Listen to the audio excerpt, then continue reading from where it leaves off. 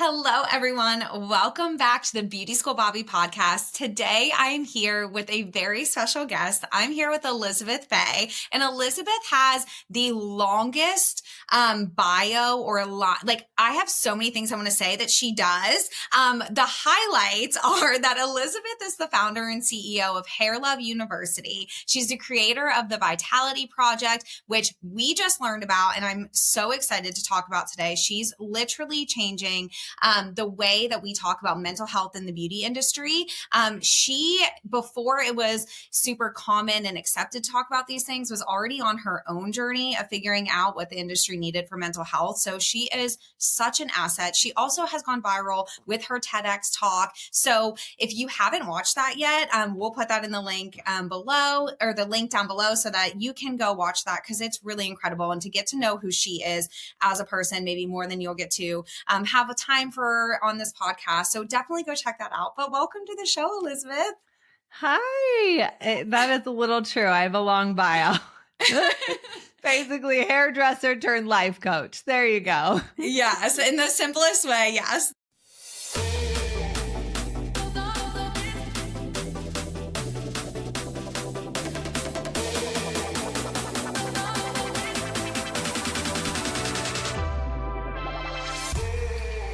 So thank you so much for being here with us today. After our conversation on Friday, my wheels were really turning about all of the things that you brought to the industry, things that we kind of had a moment to chat about that we didn't figure out until, I say, like later in life, but we're not that old, but that we learned these things at, beauty school student age, 18, 19, 20 average, that really could have helped us in our career. So I want to ask you, was it more of life happening to you that made you kind of take these steps, or did you kind of always know that mental health, like care for other people, was going to be the path that you took?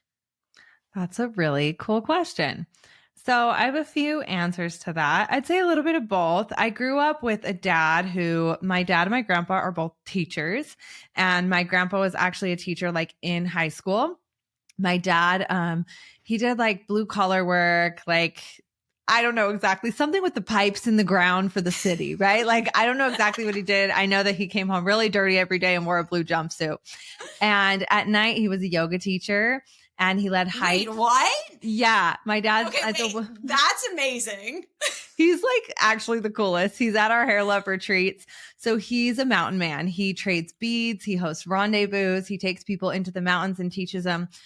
He loves plants. Like he knows every plant, what it does. It's medicine. And he's a yoga teacher. And so he's like super spiritual and awesome. But I also grew up Mormon. And so I grew up with these people in my life who were of service to people all the time, whether it was religion, whether it was outdoors, whether it was like through events or helping youth. Both of them help the youth. They help their community so much. Like I grew up, like my grandpa was always hosting cook-offs, campouts, helping the youth, like took in kids. Like I was a troubled kid who lived with a bunch of different families, was a high school dropout. Like I had a really crazy childhood and I lived in a lot of different places and drugs and running away and self-harm and just like a lot of things. But, with that being said, I watched people be of service to other people my whole life. And so I think that part was engraved in me, like this idea of like helping other people with like whatever it is you have and like sharing that. So I think that part was innate for me. But I think the awareness of like health and wellness or spirituality or mental, emotional, physical health, that came like, yes, I had some good examples in different ways, but my family also had like a lot of trauma and a lot of challenges and we didn't know what to do.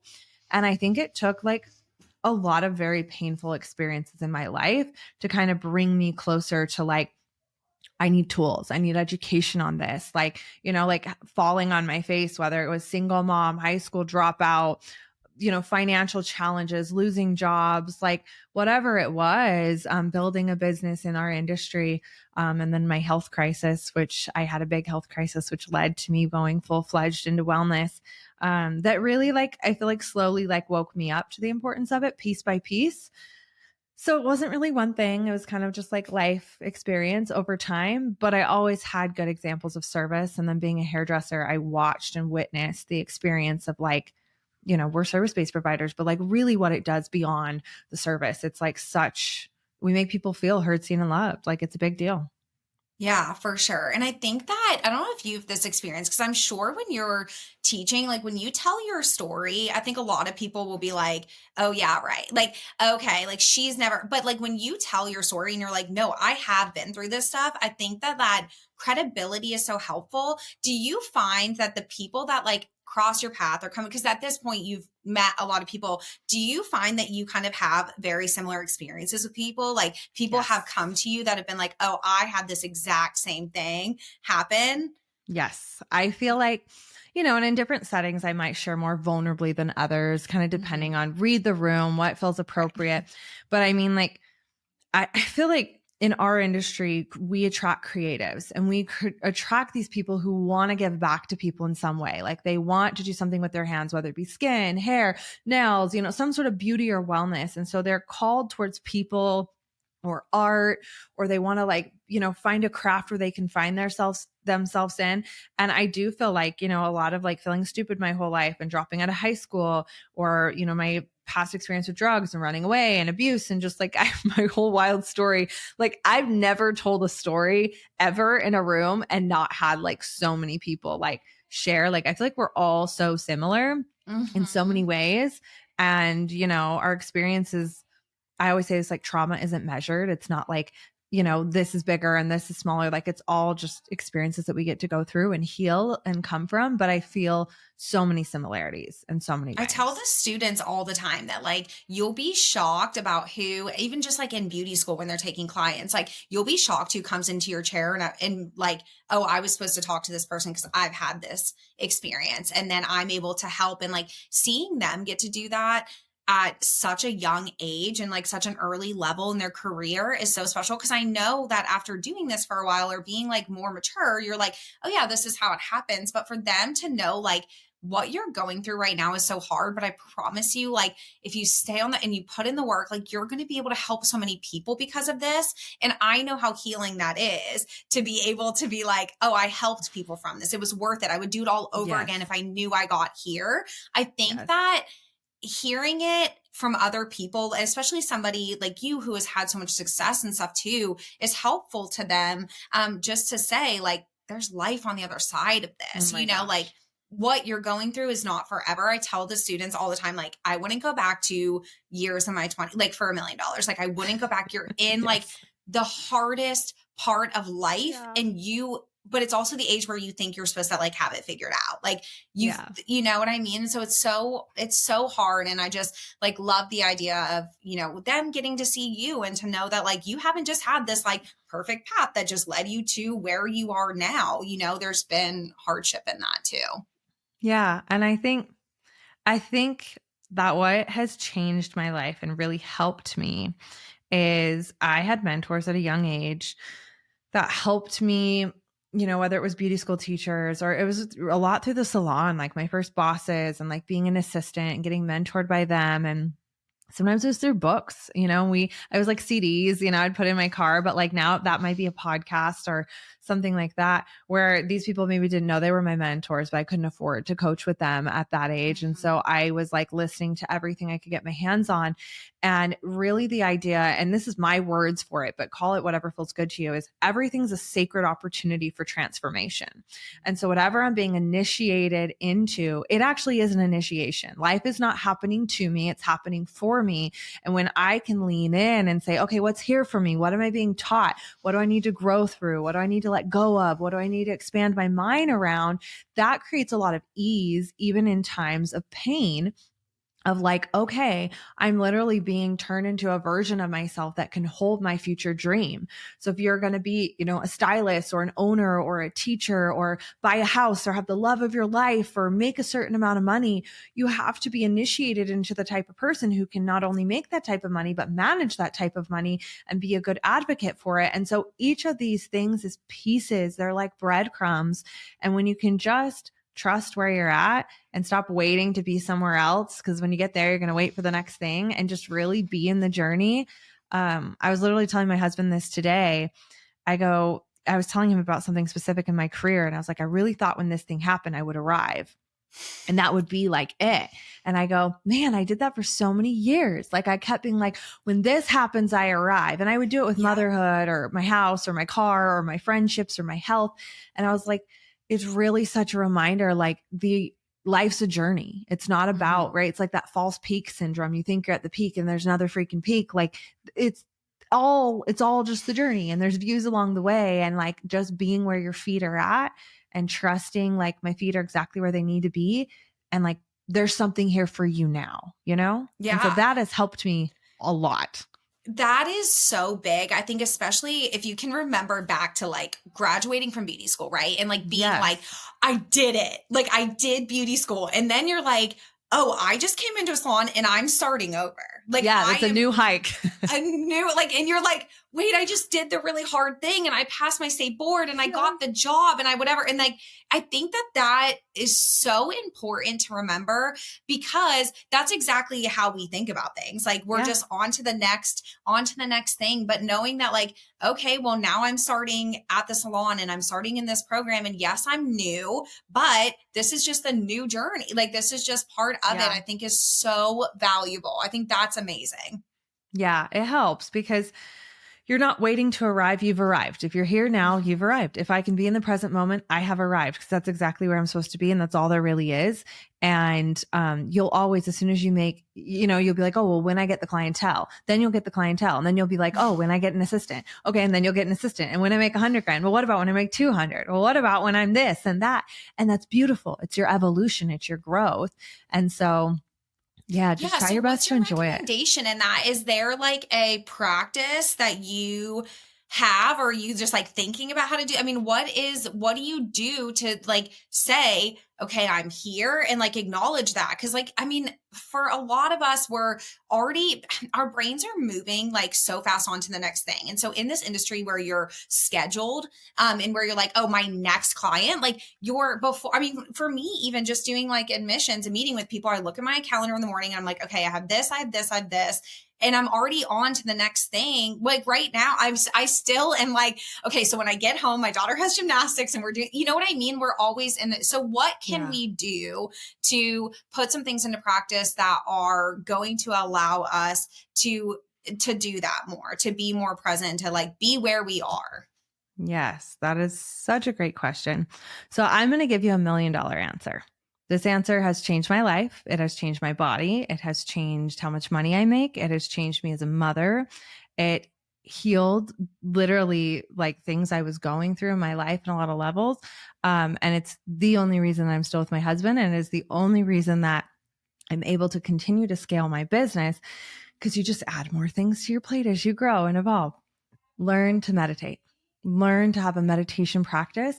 And one of the best tools to learn to meditate is breath work. And so meditation is a state. A meditative state is when we can be with ourselves, we can be with our bodies, we can be with our emotions. Sometimes it looks like stillness. And, part of the creative process, so when you're in a creative process, which we're always probably in the creation of something, but there's this state called flow state. And anytime you've ever been in flow state, let's say you're writing something or painting or creating or ideas, and you're like, wait, they're flowing. And you're literally like, oh my gosh, this is what I'm going to do. This is how I'm going to figure it out. Right. Maybe, Bobbi, this might be relatable for you. You start to teach a class and it just comes and it's flowing and it's easy. As you start to get good at the service you're learning to do, whatever beauty or wellness service it is, you'll get where it's flowy. Like you don't even have to think about it anymore.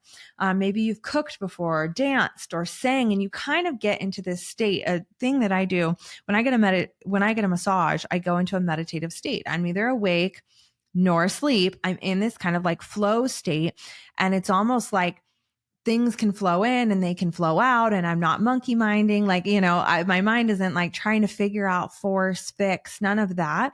And I can drop into my body. And so we have 4 bodies. We have an emotional body, a mental body, a physical body, and a spiritual body. And meditation takes us out of the mental body.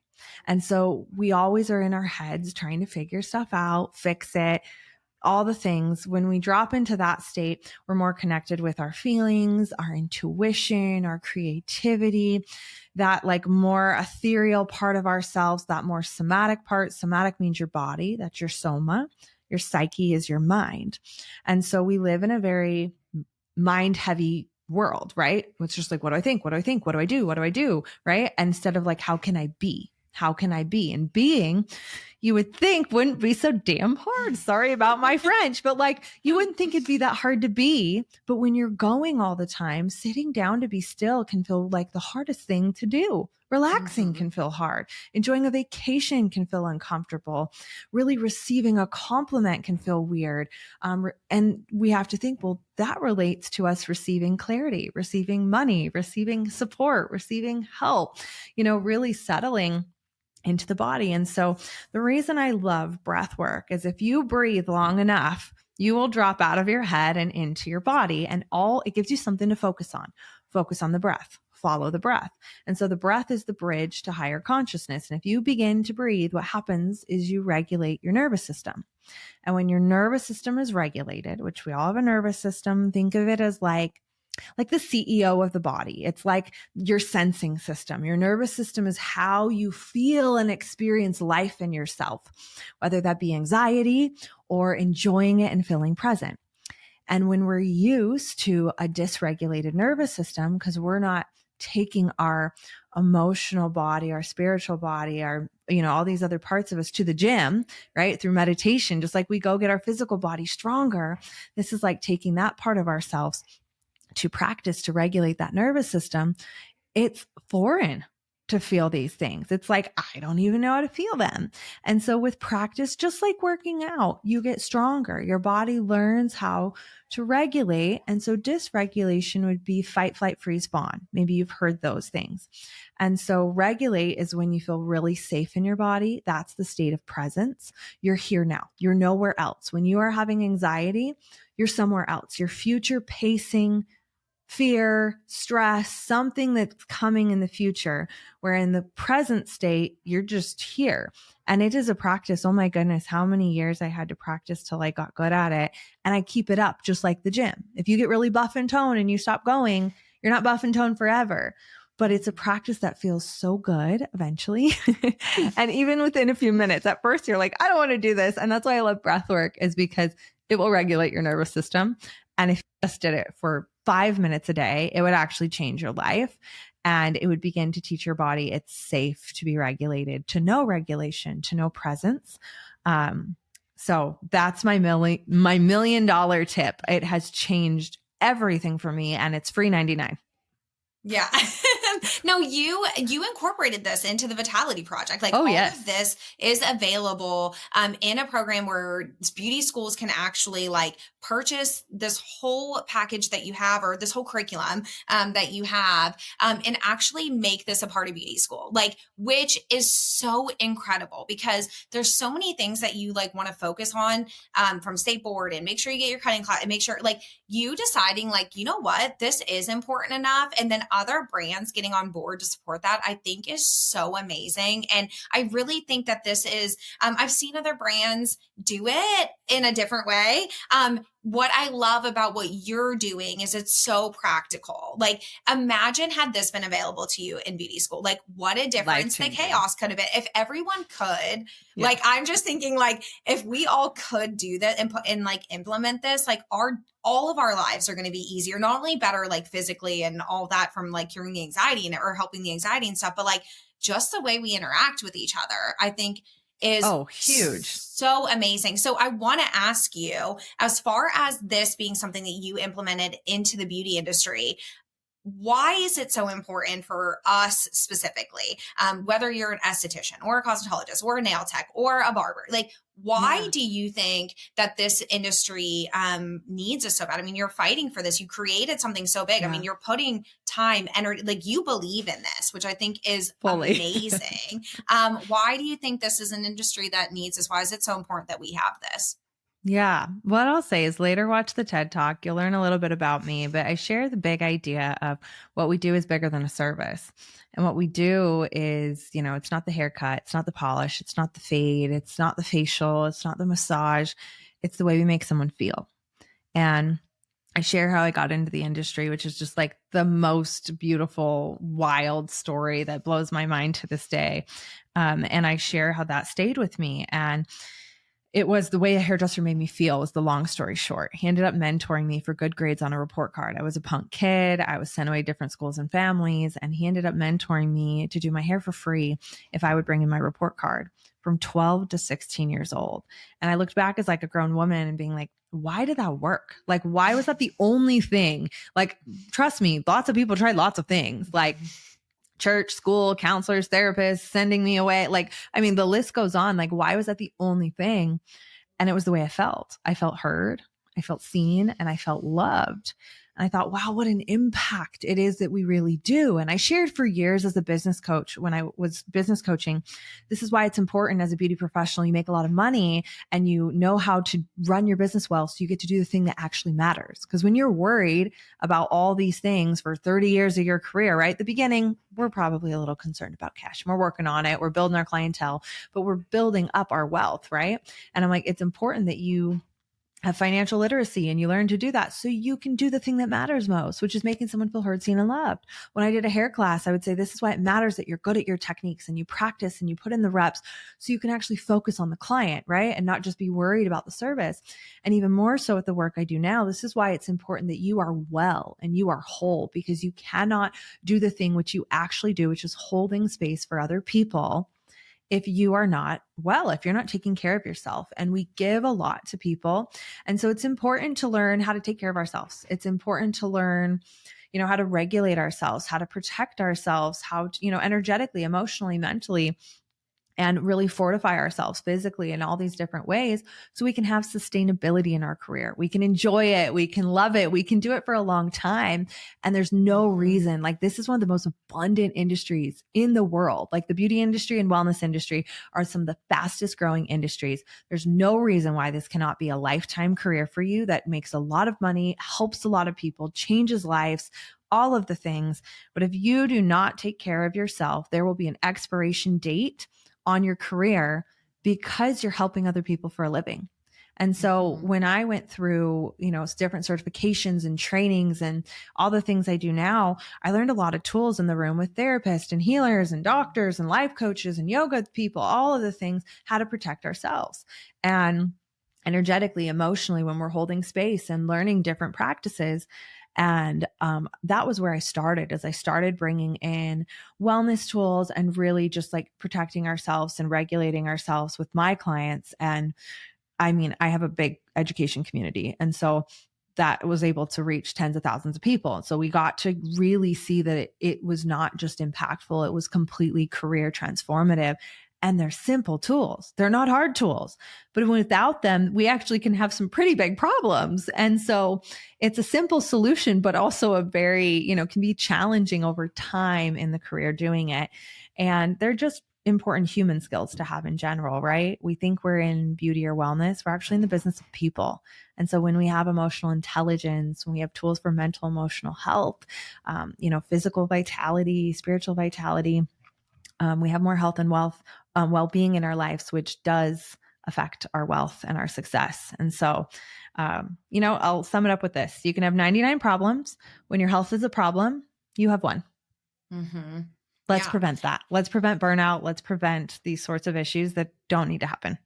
Yeah. And I think like it's so good for us to be able to have these tools like individually, but I also know that you have this other world as well through Hair Love where you really support a community. The members there get to work with each other and lift each other up and all of those things. Like, you've done amazing things about people doing this as well, because I think one of the messages, one of the things I want to talk to you about specifically is that experience of finding people that might not be in your circle every single day. So meaning maybe you're in a salon and you're all on board for this. You're like, I love this program. I did the Vitality Project when I was in school and blah, blah, blah. And somebody next to you is like, oh, what is that? Like, that's stupid. Like, why would you do that? Like, you're going to face this, right? Like, there 100%. Are going to be people that are like, just going to want to like put you down about this. What I want to encourage young beauty professionals, or even if you've been in the industry for a while and you just have like, find your group of people, like find your cup of tea, find the people that are thinking like you and are, because I feel like that with sustainability in this industry. I've like never successfully said that word, by the way. Every single time I have to say it 2 times, sustainability. Like every time. But I think that when we're talking about longevity of careers as well, this is just as important. You've taking care of this as well. Like Elizabeth Faye, like just doing it all, like having this community also, like I really encourage, I want to talk to you about what the experience is like to go to a place where maybe you show up knowing nobody and you find people that are just on the same page as you, and why that is so important. I think that I struggled for a long time of just thinking like, I was just some weirdo who like had these big dreams and these big goals, but like then imposter syndrome and I can't. But then like when I stepped outside my box and it happened, like I think originally like from doing this podcast, like meeting different people and going to different places, whether it was like America's Beauty Show or just filming somewhere else and being like, oh, you're like me, like you are like me. And it's so good. And you can't, it doesn't mean that you have to like leave and run away and go to that, or maybe it does, maybe you end up moving and going to a salon. But talk to me a little bit about what the experience is like at one of these retreats and why it's so important to seek out the people that are like you. Yeah. So community is really important for our mental health, our emotional health, all of our well-being. So community is a key part of any education initiative, program, event. Anything I do has an element of community because it's a human need to belong. And I'll say this, you know, if there are naysayers in your life, there's always naysayers, right? Some people don't like ice cream and tacos. What in the world? But that's fine. We love you and that's fine. But I also think the world is evolving. Consciousness is evolving. We're all starting to move in the direction where we're like, hey, taking care of the earth is cool. Hey, being inclusive is cool. Hey, having healthy and wealthy lives is cool. I think we are moving in that direction, and life experience will get us all there, if not, right? And so we catch up and go, oh wait, going to bed on time is actually very cool, right? Having deep relationships is really great for me. So community is important. Belonging is a human need. Loneliness can actually make us sick. And so we're not meant to be an island. We're not meant to do things alone. And you can even be around a lot of people and feel lonely, right? Because you're not having connection, and connection is an important part of your vitality, which is why in any of my work, I'm not just teaching, you know, mental health and mindset shifts. We're teaching all of it. We're teaching mind, body, and soul, that whole mental, spiritual, physical, emotional, because you have 4 bodies and they all impact your vitality. And when one is positively impacted, the others are impacted. And so our social vitality is very important. So it's how we belong, how we relate to other people, and how we're in community. And so, you know, starting to connect with other people is huge. There's a concept I love. It's actually a musical concept. I aspire to be more of a musician. You might not be able to see that, but I have an instrument back over there. What is it? What are you trying to play? So I do sound bowls, which doesn't make me a musician by any means, but you know, we do chimes and bowls. We count it. That's a kora. It's an African harp. And so one of my teachers is working with me, more like a personal practice, but I'm sure I'll bring it into my retreats and stuff for breath work and meditation. But long story, we digress. So if you are in a musical store and there are 3 guitars next to each other and you pluck the string of the guitar, the other ones will start to vibrate. So they are impacted by that frequency. It has what's called resonance. So it impacts. So frequency is actually amazing. So I teach a lot about heart-led leadership. This is in my work as well. And so the heart is amazing because it actually has an electric magnetic field up to 3 feet away from you. And we have so much science. Like I lead with a lot of science in my programs because I never want anyone, if they're cynical or they have questions or they don't know these things or whatever, I really want to give them, their mind, the information it needs to then drop into the practices and the tools. But you are literally felt. It is measured up to 3 feet away from you. People feel your vibration. And so the heart puts off that electric magnetic field. So you're felt before you're heard. You're felt before you're touched. You're felt before even anyone talks to you. And so that what we emote, what we give off as our frequency other people will have either resonance or dissonance with. So when you are in a room of people who are like-minded, and I don't mean like-minded, like we got to look the same, talk the same, have the same backgrounds. I don't mean that at all. It could be a room of people, different ages, colors, belief systems, all the things, but they share a like-minded commonality for a greater good. So let's say that's the mission of, I'll use your school, Bobbi. You guys have a mission at your school, right? So if all the teachers, all the students, for the most part, are unified on some sort of vision for excellent education, a better industry, making an impact in the world, changing lives, that has a certain vision. And when people are like-minded in that in community, it creates resonance and it actually amplifies that feeling. So if you've ever been in a conference, a keynote speaker, a workshop, a retreat, even church, right? Like something, you can feel that frequency and it'll move you. You might cry. You might be at a concert. You've felt this, right? In nature, like whatever you like to do. And so it'll amplify that and you'll be like, wow, and it grows. And so resonance is actually really important. It's what takes something from idea to a movement, right? When a bunch of people come together with an idea, it creates a movement. It actually starts to create a ripple effect of change. And so being a part of a salon that you resonate with their values and mission is actually very important. It's going to amplify your values and mission. If you are a part of a school, it's the same thing, where I'd say maybe it's the big brand name school. Maybe it's the mom and pop. It really doesn't matter. What matters more is that you have resonance with who they are and where they're going and the teachers. And so that's what community does, is when we gather around ideas or concepts together, whether it's a little 1-hour class or a retreat or whatever, and you can build communities as beauty professionals, wellness professionals. I teach this. You're hubs for community. People literally gather in barbershops, salons, spas. Like, you are a hub for community. And I teach people like to view their clientele as a community and to really collaborate with people. And I think that's the new way of leadership. It's very healing. It's powerful. So start to pick those people out who you see and want to emulate or be like. Invite them to go to lunch. Invite them to go somewhere. If someone doesn't invite you, build the table and invite other people. Don't wait to be invited. Like, pull up a chair or pull a few chairs out and invite people. And I think that you'll be surprised how other people want to be a part of it too. They're just afraid to ask, right? It's like so vulnerable to be like, be friends with me, play with me, collaborate with me. Yes, for sure.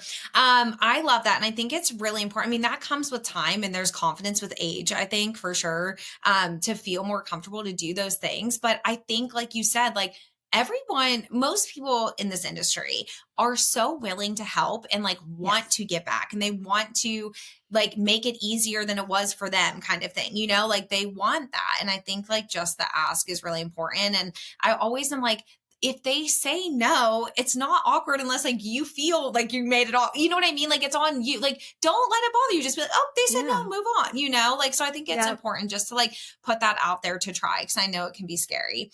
I have one question or one more question I want to ask you. If there is somebody that's listening that's thinking about going to beauty school, what do you wish that you would have known? What do you wish, like a skill or something that, I don't want to say work on, but something that they can prepare for? Is there something like prior to getting into beauty school that you would say, like, set this intention, or no, like just get whatever it is, like whatever advice you have that you think could prepare somebody a little better than maybe you were prepared for it? What would that thing be? Great question. I would say if you want to go, you need to follow the nudge. So I'll start there before I share what I would share. But we have these intuitive knowings of where we need to go. And usually if someone's like, well, and I'm not bashing on college, but like, right, the traditional route is to like go to college and then they're like, then do beauty school after. And I'm not saying that's bad nor good. I'm just saying, if you know where you need to be, trust that, because you'll probably go to college and then decide you still want to go. And you could have been doing your thing sooner. So I'll say that, like, just listen to your inner knowing and like trust that there's something here for you and you don't really need to figure it out. You're going to learn it as you go. But the thing I would say is not anything to prepare. I would just say come in super open-minded and with a commitment to your own growth. Like really show up like this is your dream life you are creating. Show up to class on time, show up and ask questions, fail a lot. Like don't be afraid to get messy, like call on your teachers, like really like this is your opportunity to get your degree, your diploma, the certification, right? And the thing that you want to do, treat it like that. Like just take it, seriously and just really like show up for it and make the most of it. And I think a lot of people, whether it be imposter syndrome or fear or stress, I know it's stressful. I know I was in a very stressful state going to beauty school. I like literally didn't know how I was going to put gas in my car. I was sharing frozen like McNuggets with like my roommate. Like it was tight and I was going through a lot of trauma in my personal life. But when I walked in the doors there, like that was my place to like show up and give back to myself, to really be like, I'm building the life of my dreams now every single day. And it was a beautiful experience for me. So you get to decide, like no teacher can do that for you. No other student, no other circumstance. Like you decide, take your power back and change your own life. There's no reason why you can't do that. I love that. I'm like going to play this every single day as people are coming in the building and be like just holding an iPad with your face on it saying that. Show up for your dream life because that's what you're doing. I know. And there is this weird thing that we talk about. Like it's not real for everybody, but it's very real for a lot of people. But there is like this curse of beauty school where it's like you have it all planned out and like summer's great and you're finally quitting college and coming to this and you think you've got it and your job's good and then your car breaks down, your job, whatever.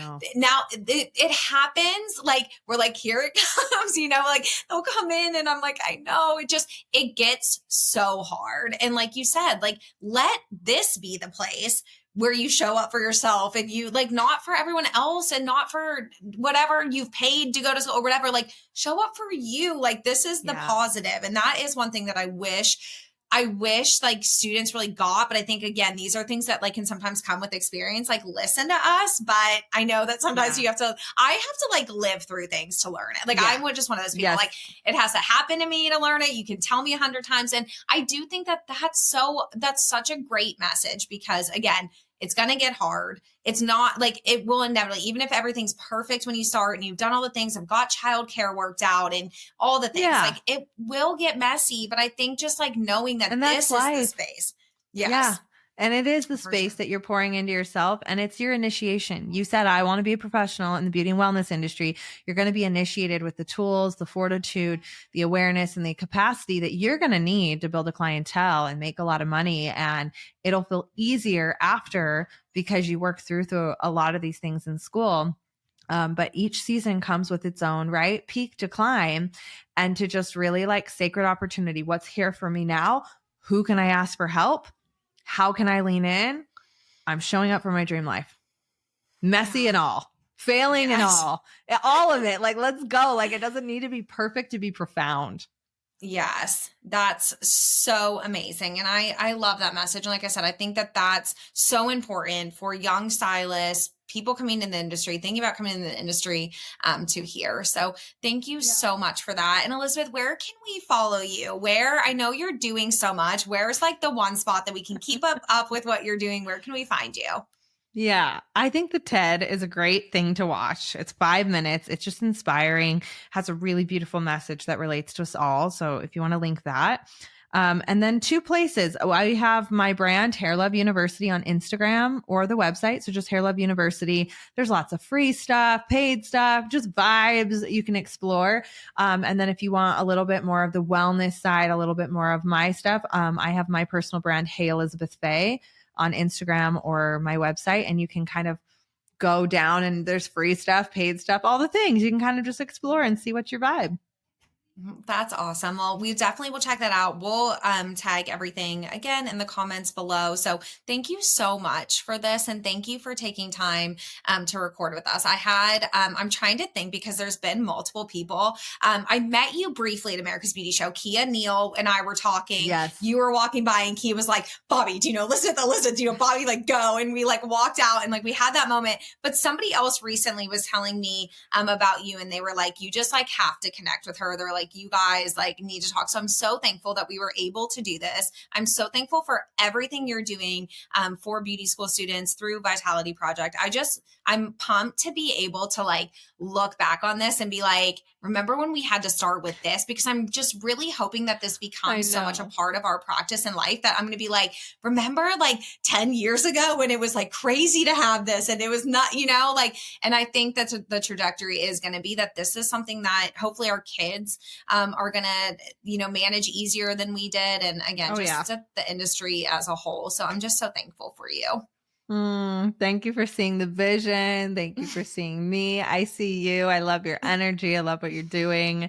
I had a few people as well be like, you guys need to connect. So stars aligned, and just so much love, and yeah, all the things. Well, thank you so much for being here. And we will talk to you all next time. You guys, make sure you are subscribe, rate, all the things that you need to do to keep this podcast going. Check us out at beautyschoolbobbi.com and listen wherever you find your podcast, watch on YouTube, and we will see you next time. Bye, guys.